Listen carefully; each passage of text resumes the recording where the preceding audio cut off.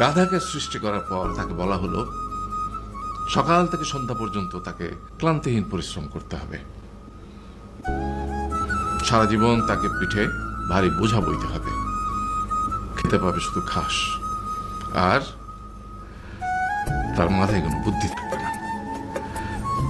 তার আয়ু হবে 50 বছর। গাধা করজোড়ে সৃষ্টিকর্তাকে বলল, আমি এত বছর বাঁচতে চাই না, আমাকে 20 বছর আয়ু দেওয়া হোক। সৃষ্টিকর্তা সেটাই মঞ্জুর করলেন। কুকুরকে যখন সৃষ্টি করা হলো তখন তাকে বলা হলো যে সে হবে মানুষের সবচেয়ে বড় বন্ধু, কিন্তু সে খাবে মানুষের উচ্ছিষ্ট, এবং তার আয়ু হবে 30 বছর। কুকুর সৃষ্টিকর্তাকে বললো, আমি এত বছর বাঁচতে চাই না, আমাকে 15 বছর আয়ু দেওয়া হোক। সেটাই মঞ্জুর করা হলো। এরপর বানরকে বলা হলো, তুমি শুধু গাছের এ ডাল থেকে ও ডালে ঝুল খাবে এবং নানান রকম ফন্দি বিক্রি করে মানুষকে আনন্দ দিবে, তোমার আয়ু হবে 20 বছর। বানর বলল, আমি 20 বছর বাঁচতে চাই না, আমাকে 10 বছর দেওয়া হোক। সেটাই মঞ্জুর করা হলো।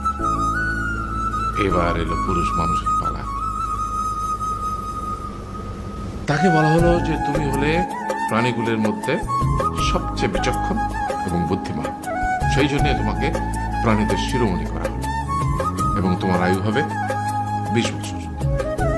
তখন পুরুষ মানুষ বলল, করজোড়ে বলল সৃষ্টিকর্তাকে যে 20 বছর আয়ু অত্যন্ত কম, হে প্রভু, আমাকে ওই গাধার সে যে 30 বছর আয়ু চায়নি সেটা আমাকে দেয়া হোক, ওই যে কুকুর 15 বছর ফিরিয়ে দিয়েছিল সেটাও আমাকে দেয়া হোক, আর যে বানর 10 বছর নেয়নি সেটাও আমাকে দেয়া হোক।